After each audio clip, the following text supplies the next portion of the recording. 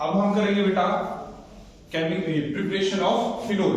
ठीक है, this is the second part of alcohol, phenol and ether.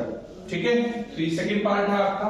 Second part में हमारा रहेगा, सबसे पहले हम प्रिपरेशन ऑफ फिनोल करेंगे, फिर केमिकल प्रॉपर्टीज ऑफ फिनोल करेंगे। ठीक है, तो प्रिपरेशन ऑफ फिनोल में सबसे पहले डोज प्रोसेस है। ये डोज प्रोसेस आपका हेलो एल्केन वाले चैप्टर में भी आई है।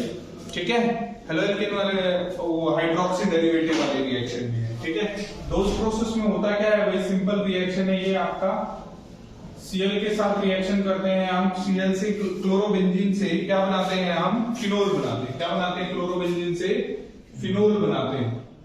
ये आपका फिनोल है OH। ठीक है, क्लोरोबेंजीन से क्या बनाएंगे बेटा, हम फिनोल बनाएंगे। ठीक है, तो कैसे बनाएंगे, सबसे पहले हम किसके साथ रिएक्शन कर देते हैं, NaOH के साथ। किसके साथ रिएक्शन करते हैं बेटा, इसमें NaOH के साथ रिएक्शन करते हैं। तो NaOH के साथ रिएक्शन करेंगे तो यहां से क्या बाहर हो जाएगा आपका, ये HCl बाहर हो जाएगा। ठीक है, और क्या बन जाएगा आपका, सोडियम फिनोक्साइड। क्या बन जाएगा बच्चों, सोडियम फिनोक्साइड बन जाएगा। सोडियम फिनोक्साइड से हम क्या बना लेंगे, फिनोल। क्या करेंगे, डाइल्यूट HCl के साथ रिएक्शन कर देंगे। तो डाइल्यूट HCl के साथ रिएक्शन करेंगे तो क्या बाहर निकल जाएगा, NaCl बाहर निकल जाएगा और ये OH बन जाएगा। यहाँ पे ये OH बन गया और प्लस NaCl बाहर निकल गया। इसको क्या कहते हैं हम, डोज प्रोसेस। ये नाम से भी है आपकी, डोज प्रोसेस के नाम से ये रिएक्शन। ठीक है, इसमें थोड़ा टेम्परेचर भी देंगे हम, क्या देंगे, टेम्परेचर देना, यहाँ पे हीट भी करेंगे इसको। ठीक है, अब जो चीज वेस्ट प्रोडक्ट में आपके एरो के नीचे लिख रहे हो तो उसको क्या करके लिखना है, माइनस करके लिखना है। तो टेम्परेचर कितना देंगे, 623 केल्विन टेम्परेचर देंगे। या तो ये याद आ जाए तो ठीक है, नहीं याद आ रहा तो डेल्टा लगा के रिएक्शन को कंप्लीट कर देना। फिर किससे कह रहे हैं, बेंजीन से। ये बेंजीन से भी कह सकता है और आपको किससे कह सकता है, सल्फोनिक एसिड से भी कह सकता है, ध्यान रखना। इसकी रिएक्शन किसके साथ करवाएंगे, H2SO4 के साथ। तो कहते हैं एनसीईआरटी में ओलियम के साथ रिएक्शन की गई है। ओलियम में क्या होता है, 2 मॉलिक्यूल्स ऑफ H2SO4 और वाटर होता है, तो आप सीधा H2SO4 के साथ दिखाइए ये रिएक्शन। तो ये क्या हो जाएगा भाई, यहाँ पे H2SO4 क्या एसिड है, एसिड क्या बनाएगा भाई, वाटर निकलता है एसिड से।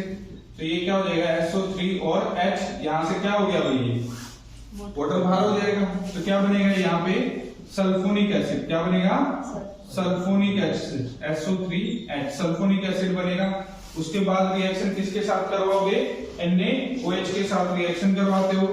NaOH के साथ आपने रिएक्शन करवा दी तो ये क्या बाहर हो जाएगा भाई, ये H2SO3 बाहर हो जाएगा, H2SO3 बाहर हो जाएगा और ये ONH इसके साथ जुड़ जाएगा। फिर ऊपर वाली रिएक्शन देखिए, क्या बन गया ये, सोडियम फिनोक्साइड। क्या बोलेंगे इसे, सोडियम फिनोक्साइड बोलेंगे। एक ये ध्यान रखना भाई, सोडियम फिनोक्साइड तक पहुंचना है आपको रिएक्शन करने के लिए कंप्लीट। ठीक है, तो यहाँ पे बेंजीन से कहोगे तो सोडियम फिनोक्साइड, H2SO4 के साथ रिएक्शन, फिर NaOH के साथ रिएक्शन, फिर तो यही रिएक्शन हो जाएगी। ऊपर वाली आपकी लास्ट, अब इसके साथ डाइल्यूट HCl के साथ रिएक्शन कर देंगे तो क्या बाहर होना है बेटा, यहाँ से NaCl बाहर होना है और ये H इसके साथ जुड़ जाना है। तो क्या बनेगा भाई, फिनोल बनेगा। क्या बनेगा, ये फिनोल। ठीक है, तो ये थी रिएक्शन आपकी फिनोल की प्रिपरेशन की। एंड नेक्स्ट रिएक्शन है एनिलीन के साथ। तो एनिलीन के साथ कैसे होती है, देखो पहले क्या करनी पड़ेगी आपको, डाइजोटाइजेशन रिएक्शन करनी पड़ेगी। क्या करनी पड़ेगी बेटा, डाइजोटाइजेशन रिएक्शन। अब ये डाइजोटाइजेशन रिएक्शन क्या होती है, डाइजोनियम सॉल्ट बनाते हैं बेटा इसमें। क्या बनाते हैं हम इसमें, डाइजोनियम सॉल्ट।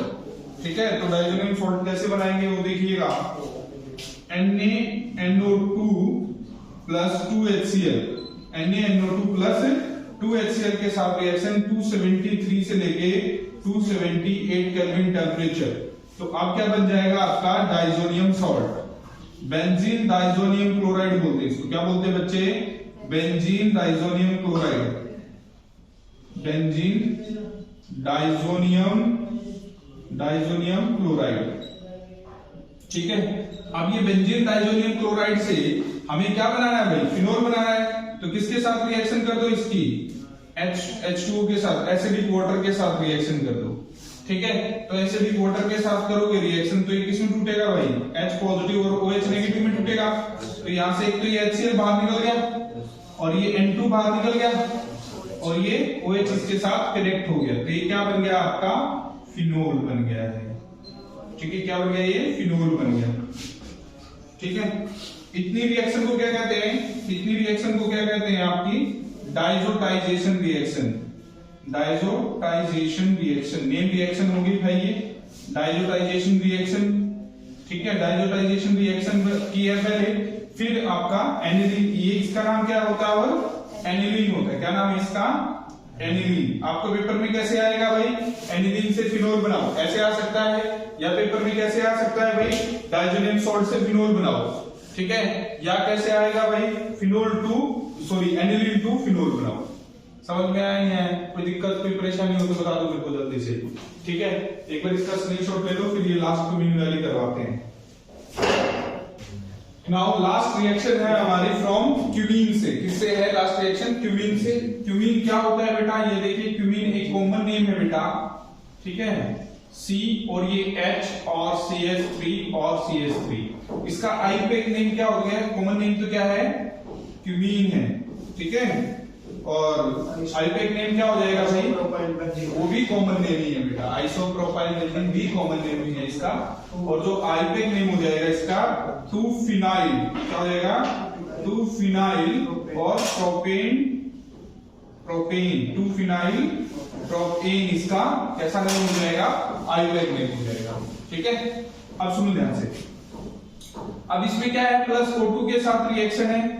ठीक है, O2 के साथ रिएक्शन होगी तो ये बॉन्ड टूटेगा बेटा। ऑक्सीजन ऑक्सीजन के बीच में कैसा बॉन्ड होता है, डबल बॉन्ड होता है।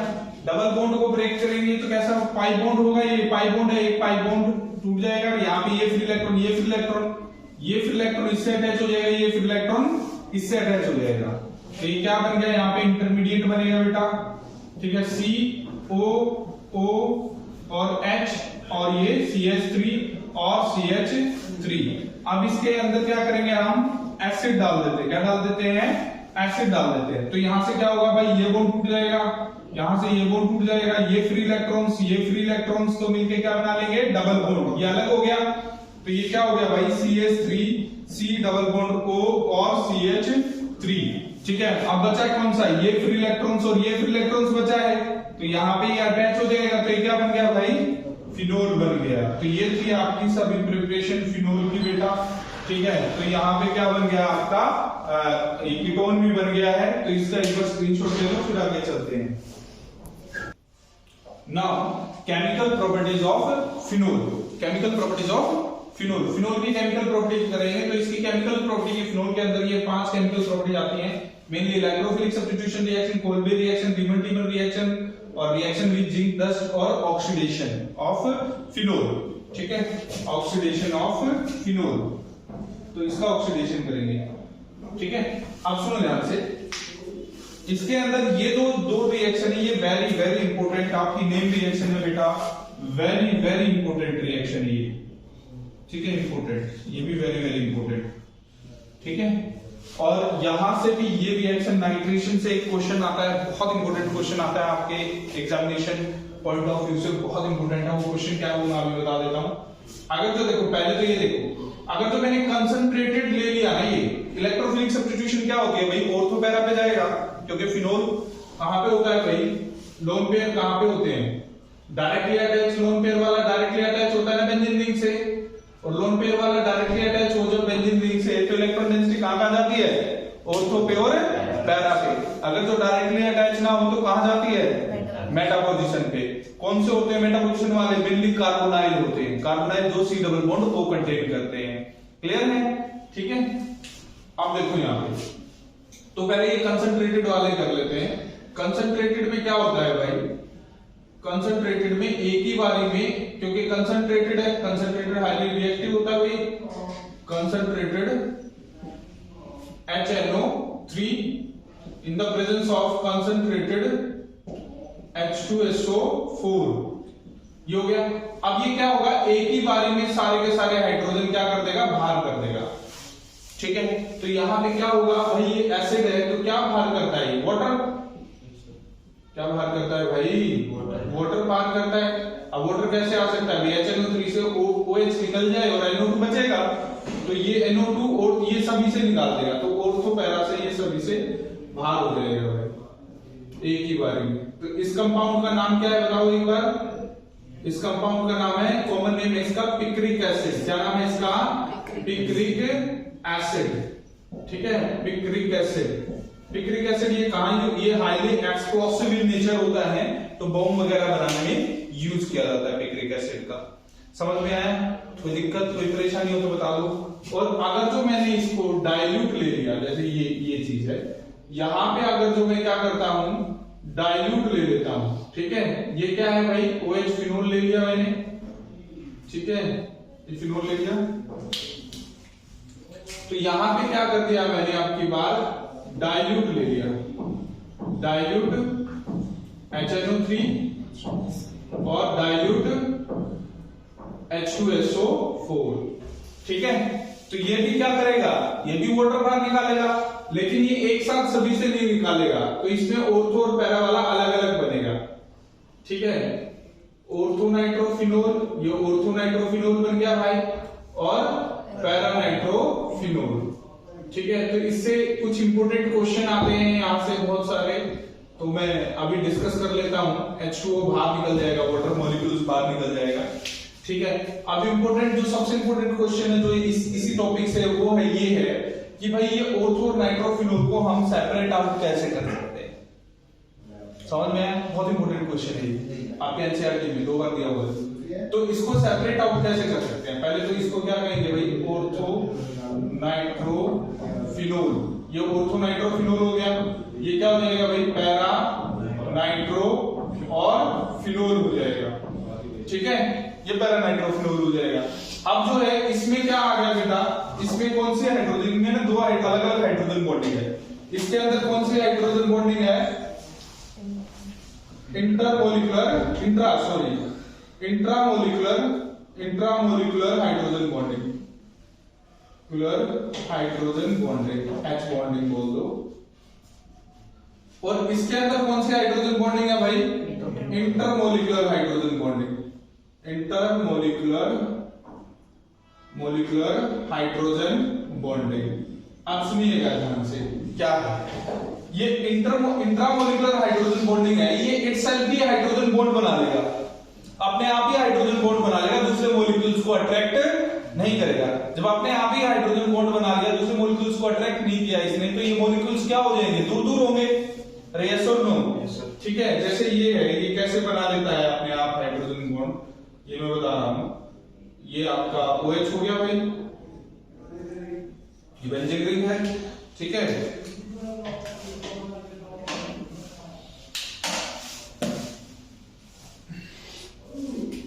ये देखिए, ये क्या है, यहाँ पे N और सिंगल बॉन्ड O, यहाँ पे डबल बॉन्ड O, ये पॉजिटिव ये नेगेटिव होता है, तो यहाँ पे क्या बन जाएगा भाई, हाइड्रोजन बॉन्डिंग। मतलब कि इटसेल्फ अगर जो हाइड्रोजन बॉन्डिंग बनाता है तो उसको क्या कहते हैं हम, इंट्रामोलिकुलर हाइड्रोजन बॉन्डिंग, ये दूसरे मॉलिक्यूल्स को अट्रैक्ट ही नहीं करेगा। अब अगर जो मैं ऑर्थो वाला लूंगा, तो ऑर्थो वाला ये एक दूसरे के साथ नहीं बना सकते ना, बहुत दूर दूर हो गए, तो ये कैसे हाइड्रोजन बॉन्डिंग बनाएंगे, दूसरे मॉलिक्यूल्स को अट्रैक्ट करेंगे बेटा। अब अट्रैक्ट करेंगे तो मॉलिक्यूल्स क्या आ गए बच्चों, क्लोज आ गए। अरे बताओ जल्दी से, मॉलिक्यूल्स क्या आ गए, क्लोज आ जाएंगे। ये NO2 है, यहां पे ये दूसरा मॉलिक्यूल्स है, दिखाई दे रहा है बेटा, देखना एक बार नीचे ना। यस ठीक है। तो यहाँ पे क्या हो जाएगा, ये N है और ये O है और ये डबल बॉन्ड O है, तो यहाँ पे ये क्या बन गया, हाइड्रोजन बॉन्डिंग। तो ये डिफरेंट मॉलिक्यूल्स के बीच में हाइड्रोजन बॉन्डिंग बनी है, तो इस हाइड्रोजन बॉन्डिंग को क्या कर देंगे बेटा हम, इंटरमोलिकुलर हाइड्रोजन बॉन्डिंग, ये वाली दूसरे मॉलिक्यूल। तो ये मॉलिक्यूल्स जब अट्रैक्ट करेगा दूसरे मॉलिक्यूल, तो क्लोज आ जाएंगे मॉलिक्यूल्स। जब मॉलिक्यूल्स क्लोज आए तो उसका मेल्टिंग एंड बॉइलिंग पॉइंट क्या आ जाएगा, ज्यादा हो जाएगा, ठीक है। क्लोज हो जाएंगे मॉलिक्यूल्स यहाँ पे, ठीक है। क्लोज हो जाएंगे तो high melting and boiling point हो जाएगा, melting and high melting MP and BP लिख देता हूं, ठीक है। MP4 melting point, BP4 boiling point. Clear है, समझ में आया नहीं आया, कोई दिक्कत कोई परेशानी हो तो बताओ। इसमें क्या होगा भाई, इसमें एक साथ भी बना लेगा, दूसरे मॉलिक्यूल्स को अट्रैक्ट नहीं करेगा, तो दूर दूर रहेगा। दैट्स व्हाई ये जो हो जाएगा, इसका मेल्टिंग एंड बॉइलिंग पॉइंट क्या हो जाएगा, लो हो जाएगा। नॉट क्लोज इसमें, ठीक है, फार अवे रहेंगे इसमें, क्या रहेंगे, फार अवे रहेंगे इसके अंदर, ठीक है। तो इसका मेल्टिंग एंड बॉइलिंग पॉइंट क्या रहेगा, लो, लो एमपी एंड पीपी हो जाएगा इसके अंदर। समझ में आया नहीं आया, क्लियर है। दैट्स व्हाई इसको फ्रैक्शनल डिस्टिलेशन से हम अलग अलग कर सकते हैं, ठीक है, या वेपराइजेशन से भी अलग अलग कर सकते हो। किसके वेपर पहले बनेंगे देखो, बता, इसके वेपर पहले बनेंगे या इसके वेपर पहले बनेंगे, इसके वेपर पहले बनेंगे, क्यों, क्योंकि इसमें क्या है, low melting point boiling point है, तो ये जल्दी से क्या हो जाएगा, ऑपरेट, क्योंकि मॉलिक्यूल दूर है इसमें, इसके वेपर जल्दी नहीं बनेंगे, तो ये वेपर बना के अलग कर लेंगे, पीछे रह जाएगा, तो ऐसे ये हमारे सेपरेट आउट हो जाएंगे, ठीक है। तो इसमें ये बड़ा इंपॉर्टेंट क्वेश्चन था। दूसरा इंपॉर्टेंट क्वेश्चन जो मेनली सभी में लगता है इलेक्ट्रोफिलिक सब्स्टिट्यूशन रिएक्शन में, कि भाई इन दोनों में से स्टेबल कौन है, तो हमेशा पैरा वाला स्टेबल होता है। क्यों होता है पैरा वाला स्टेबल, देखो दो रीजन है पैरा वाले स्टेबल होने के, सुनना मेरी बात ध्यान से, ठीक है, दो रीजन है। पहला रीजन तो क्या है भाई, इनका डाइपोल मूवमेंट, क्या होगा, डाइपोल मूवमेंट, डाइपोल मूवमेंट जितना कम होता है वो उतना ही ज्यादा स्टेबल होता है। इसका डाइपोल मूवमेंट का डायरेक्शन किधर होगा, इधर होगा, इसका डाइपोल मूवमेंट का इधर होगा, तो इसका डाइपोल मूवमेंट तो एक दूसरे को कैंसिल कर रहा है, तो बहुत बहुत कम होगा इसका डाइपोल मूवमेंट, तो यस और नो, और इसका डाइपोल मूवमेंट बहुत ज्यादा होगा, ये एक दूसरे को क्या कर रहे हैं, सपोर्ट कर रहे हैं, भाई रिजल्टेंट डाइपोल मूवमेंट इधर हो जाएगा, अरे यस और नो, ठीक है। तो इसका डाइपोल मूवमेंट क्या रहेगा, लो, लो डाइपोल मूवमेंट रहेगा इसका, लो डाइपोल मूवमेंट, ठीक है। दैट्स व्हाई क्या हो जाएगा, ये मोर स्टेबल हो जाएगा, क्या हो जाएगा, मोर स्टेबल हो जाएगा, ठीक है। नहीं, रेजोनेंस एक अलग चीज होती है, रेजोनेंस एक रेजोनेंस उसमें देखते हैं जिसमें नॉन बेंजोइड और स्ट्रेट चेन आ जाती है, ठीक है। इसमें क्या हो जाएगा, high melting and boiling point हो जाएगा, सॉरी हाई डाइपोल मूवमेंट हो जाएगा, ठीक है। दैट्स व्हाई ये क्या हो जाएगा, लेस स्टेबल हो जाएगा, जहां पे डाइपोल मूवमेंट कम होता है वो मोर स्टेबल होता है। दूसरा रीजन है स्टेरिक हिंड्रेंस, दूसरा रीजन क्या है, स्टेरिक हिंड्रेंस। स्टेरिक हिंड्रेंस क्या होती है भाई, जो नेगेटिव वाले हैं एक दूसरे को रिपेल करते हैं। अब यहाँ पे स्टेरिक हिंड्रेंस क्या होगी, बहुत ज्यादा होगी, क्योंकि दोनों ही नेगेटिव है, जैसे तो बहुत ज्यादा रिपल्सन होगी, तो ये लेस स्टेबल हो जाएगा, क्या हो जाएगा, ये लेस स्टेबल हो जाएगा। समझ में आया नहीं आया, ठीक है, लेस स्टेबल हो जाएगा ये, ठीक है। दो रीजन बताए मैंने, एक तो क्या बताया भाई, स्टेबिलिटी का रीजन दो बताए, स्टेबिलिटी के रीजन दो बताए मैंने, एक तो क्या बताया, डाइपोल मूवमेंट, और एक क्या बताया मैंने, स्टेरिक हिंड्रेंस, ठीक है। स्टेरिक हिंड्रेंस, डाइपोल मूवमेंट क्या होगी, इनवर्सली प्रोपोर्शनल है, डाइपोल मूवमेंट इनवर्सली प्रोपोर्शनल है स्टेबिलिटी के, ठीक है। और स्टेरिक हिंड्रेंस क्या होगी, ये भी इनवर्सली प्रोपोर्शनल है, दोनों ही इनवर्सली प्रोपोर्शनल है, ठीक है। समझ में आया, दोनों ही क्या है, इनवर्सली प्रोपोर्शनल है, दोनों ही, अगर जो, और दोनों ही किसमें ज्यादा है भाई, ये दोनों ही इसमें ज्यादा है, ठीक है, इसमें बहुत कम है, इसलिए ये क्या हो जाएगा, मोर स्टेबल हो जाएगा। और जो ज्यादा स्टेबल होता है उसका मेल्टिंग एंड बॉइलिंग पॉइंट क्या होता है, ज्यादा होता है। समझ में आया, ये भी एक रीजन बता सकते हो यहाँ पे, ठीक है।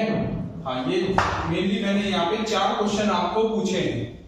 पहला क्वेश्चन तो क्या है, पहला क्वेश्चन तो है भाई इसको सेपरेट आउट कैसे करोगे। दूसरा क्वेश्चन है दोनों में स्टेबल कौन है। तीसरा क्वेश्चन है किसका मेल्टिंग एंड बॉइलिंग पॉइंट ज्यादा है इसमें।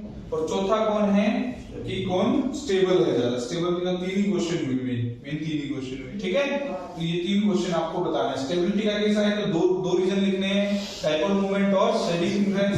और जब आपसे ये सेपरेशन का क्वेश्चन आए तो क्या बताना है आपको, इंटरमोलिकुलर वाला, इंटरमोलिकुलर हाइड्रोजन और इंट्रामोलिकुलर, ठीक है। ये क्या है इंट्रामोलिकुलर, जो अपने आप बना रहा है। ध्यान से रखना, एक थोड़ा सा कंफ्यूजिंग है।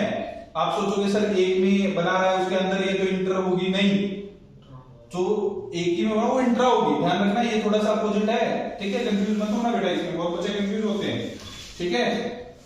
तो आई थिंक सो जितना भी क्वेश्चन बनता है मैंने बता दिया है। यहाँ से क्या है, ये पिक्रिक एसिड है, ये मेनली बॉम्ब बनाने में यूज किया जाता है। अगर कंसंट्रेटेड लोगे तो एक ही साथ ये सारे के सारे बाहर निकाल देगा। क्लियर है, समझ में आया नहीं आया, कोई दिक्कत कोई परेशानी हो तो बताओ जल्दी से। अब कर लेते हैं ये वाला क्वेश्चन। तो इसमें क्या है भाई, एक तो विद CH2, एक विदाउट CH2। ठीक है, तो पहले विदाउट CH2 ब्रोमिनेशन कर लेते हैं। क्या कर लेते हैं, विदाउट CH2 ब्रोमिनेशन कर लेते हैं। ठीक है, यहाँ पे क्या है, फिनोल, और इसमें क्या डाल दिया हमने, ब्रोमीन वाटर डाल दिया, ब्रोमीन प्लस वाटर डाल दिया H2। अब ब्रोमीन वाटर क्या होता है, स्ट्रॉन्ग ऑक्सीडाइजिंग एजेंट होता है। क्या होता है, स्ट्रॉन्ग ऑक्सीडाइजिंग एजेंट। स्ट्रॉन्ग होता है बेटा, बहुत ज्यादा स्ट्रॉन्ग होता है। तो ये क्या करेगा भाई, एक ही बारी में सारे के सारे हाइड्रोजन बाहर, समझ में आया, एक ही बारी में बाहर कर देगा। तो यहां पे क्या हो जाएगा भाई, यहां पे ये कंपाउंड बनेगा, मतलब सबके साथ एक साथ अटैच हो गया ब्रोमीन, Br और Br। इसका नाम क्या हो जाएगा भाई, ये 1, ये 2, ये 3, ये 4, ये 5, ये 6। अब ये नेम नहीं आता है तो मेरी नोमेनक्लेचर वाली वीडियो, 2 वीडियो डाली गई है, नोमेनक्लेचर पार्ट 1, नोमेनक्लेचर पार्ट 2। ठीक है, तो उसमें देख लेना, बहुत इंपॉर्टेंट है, अदरवाइज नोमेनक्लेचर नहीं आता तो ये कुछ भी नहीं आएगा इसमें। ठीक है, तो ये क्या हो गया भाई, 2, 4, 6 ट्राई ब्रोमो और फिनोल। समझ में आया? ठीक है, इसलिए अब विद CH2, अब CH2 क्या है, ऑर्गेनिक सॉल्वेंट है। क्या है, CH2 ऑर्गेनिक सॉल्वेंट है, तो इसका ऑक्सीडाइजिंग नेचर को क्या कर देगा, कम कर देगा। ठीक है, CH2 आते ही ऑर्गेनिक जो ऑक्सीडाइजिंग नेचर है इसका, वो क्या हो जाएगा बच्चों, कम हो जाएगा। अगर जो ऑक्सीडाइजिंग नेचर कम हो गया तो एक साथ में नहीं निकाल पाएगा सारे, यस और नो? मतलब कि Br2 विद CH2 के साथ रिएक्शन होगी, तो अब क्या बनाएगा भाई, ऑर्थो और पैरा पे ये अलग अलग बनाएगा, यस और नो? बताओ जल्दी से, ऑर्थो पे और पैरा पे ये अलग अलग बनाएगा। हाँ भाई, विनय कौन ज्यादा स्टेबल होगा इनमें से, बताओ विनय, ऑर्थो और पैरा में से कौन ज्यादा स्टेबल होगा? पैरा वाला। क्यों होगा? स्टेरिक न्यूट्रॉन्स और डाइपोल। ठीक है, इसको क्या कहेंगे भाई, ऑर्थो ब्रोमो फिनोल। ठीक है, या इसको क्या कह सकते हैं, 2 ब्रोमो फिनोल। ठीक है, और इसको क्या कहेंगे, पैरा ब्रोमो और फिनोल। ठीक है, पैरा ब्रोमो फिनोल। ठीक है, एक स्क्रीनशॉट ले लीजिए बेटा इसका जल्दी से, फिर हम आगे चलते हैं। स्क्रीनशॉट ले लेना, नाइट्रो वाला कंपाउंड, ये जो यहाँ पे जो 3-4 क्वेश्चन मैंने बताया, ये वेरी वेरी इंपॉर्टेंट है यहाँ पे, ये वाला। ठीक है, और इसको एक बार लिख भी लेना है क्वेश्चंस को, ये रिएक्शन भी करके देख लेना है एक बार। ठीक है, ले लो स्क्रीनशॉट जल्दी से। ठीक है, तो ये था हमारा इलेक्ट्रोफिलिक सब्स्टिट्यूशन रिएक्शन, आपने स्क्रीनशॉट ले लिया होगा।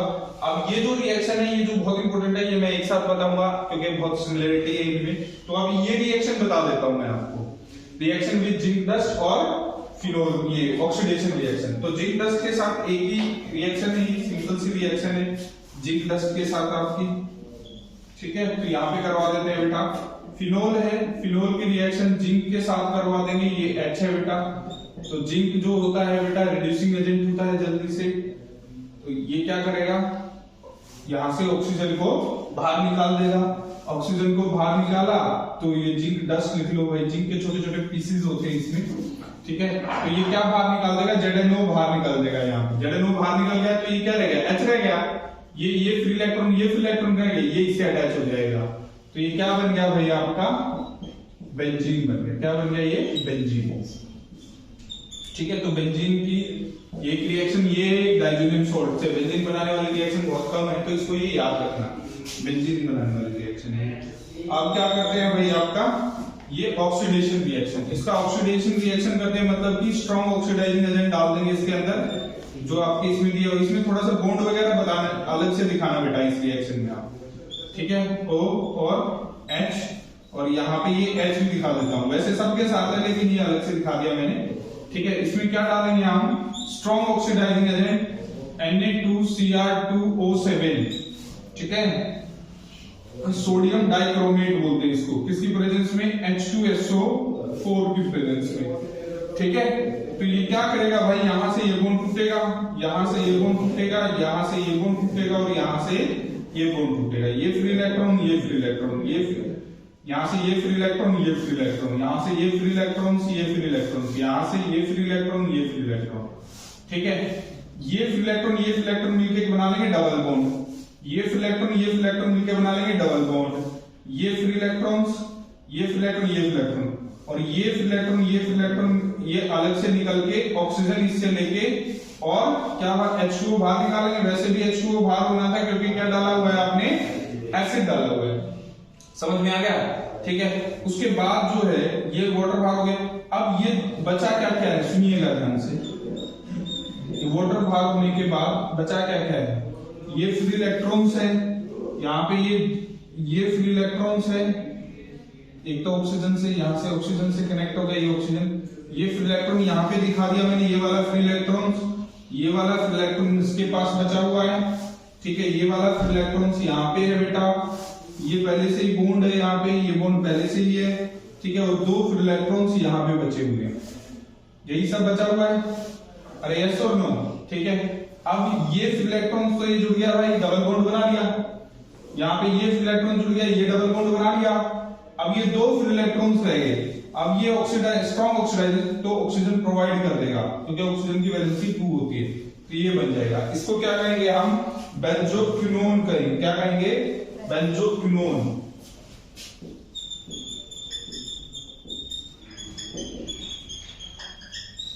ठीक है, बेंजोक्विनोन बोलेंगे। ठीक है, बेंजोक्विनोन। तो इसको एक बार नोट कर लीजिए, एक स्क्रीनशॉट ले लीजिए, फिर आप बहुत इंपॉर्टेंट रिएक्शन बताते हैं आपकी, कोल्बे और रीमन टीमन। नाउ अब करते हैं हम बहुत important reaction, that is the Kolbe reaction और रीमन टीमन। ठीक है, इनमें इन दोनों रिएक्शन में फर्स्ट स्टेप तो बिल्कुल सेम है।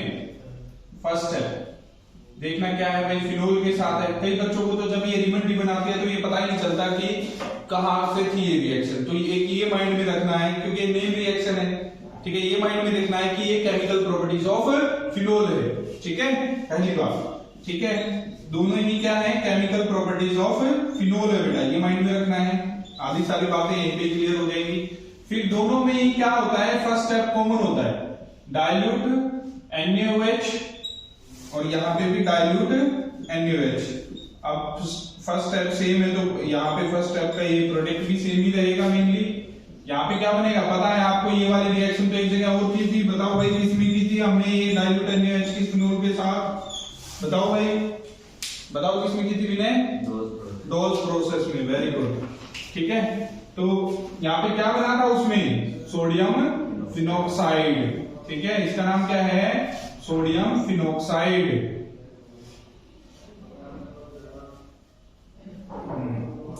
Sodium phenoxide. ठीक है, सोडियम फिनोक्साइड, यहाँ पे भी सोडियम फिनोक्साइड बनेगा भाई। ठीक है, उसके बाद क्या है, उसके बाद क्या करना है, अब यहाँ पे थोड़ा सा ये स्टेप अलग अलग है।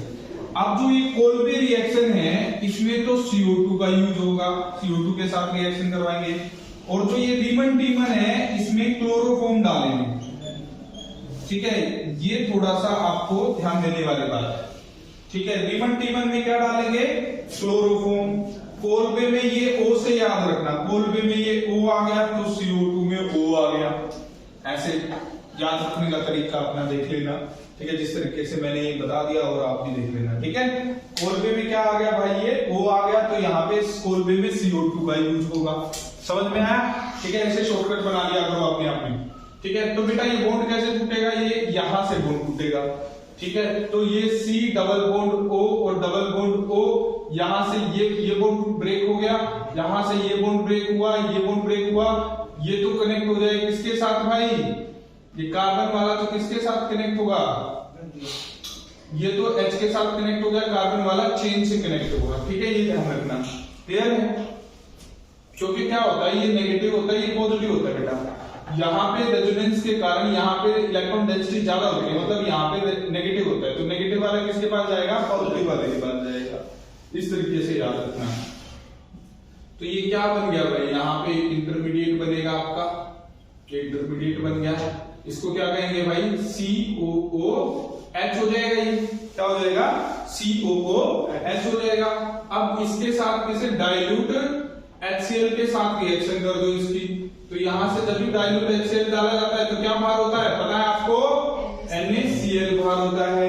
ठीक है, और अब ये बन क्या गया भाई, यहाँ पे ये बन गया आपका सैलिसिलिक एसिड, सैलिसिलिक एसिड, इसका कॉमन नेम होता है, मेरी कॉमन नेम वाली रिएक्शन देख लेना पार्ट 2 में मिलेगी, ठीक है, नोमेनक्लेचर पार्ट 2, ठीक है, उसमें बताया ये।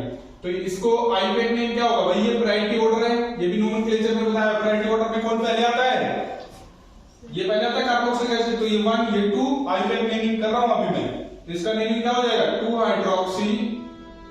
हाइड्रोक्सी और इसको क्या कहते हैं benzoic acid, benzoic acid, 2 hydroxy benzoic acid. बताओ कोई दिक्कत कोई परेशानी हो तो बेटा इसमें चले आगे, चले भाई आगे, ठीक है। तो आगे देखो, अब ये होगी आपकी कोल्बे रिएक्शन। फिर इसमें क्या करना है भाई, इसमें देखिए भाई, इसमें मैंने बताया ये स्टेप थोड़ा सा अलग है, इसमें क्या डालेंगे हम CH3Cl3 डालेंगे, CHCl3 डालेंगे। तो इसको कैसे कर तोड़ लेंगे भाई, इसको हम, इसको यहाँ पे H है, एक H बाहर हो जाएगा यहाँ से, ठीक है, CH, एक Cl यहाँ पे कर देता हूँ, 2 Cl यहाँ पे कर देता हूँ, कोई दिक्कत है किसी को, कोई दिक्कत नहीं है भाई। यहाँ से क्या होगा, ये HCl बाहर हो जाएगा और यहाँ पे कनेक्ट क्या होगा बच्चों, ये बहुत इंपॉर्टेंट रिएक्शन है, सोडियम फिनोक्साइड, और ये थोड़ी सी बड़ी रिएक्शन है ये Cl। फिर उसके बाद क्या करना है, ये दोनों Cl हटाने हैं यहाँ से, 2NaOH के साथ रिएक्शन कर देंगे, किसके साथ कर देंगे, 2NaOH के साथ कर देंगे। तो NaOH दो बार लिख लूं यहाँ पे, NaOH मैं 2 बार लिख रहा होता हूँ। तो यहाँ से आपको क्या बाहर निकलता हुआ दिखाई दे रहा है, 2NaCl बाहर निकलता हुआ दिखाई दे रहा है, यस और नो, क्या बाहर निकलता हुआ दिखाई दे रहा है बेटा, 2NaCl बाहर निकलता हुआ दिखाई दे रहा है।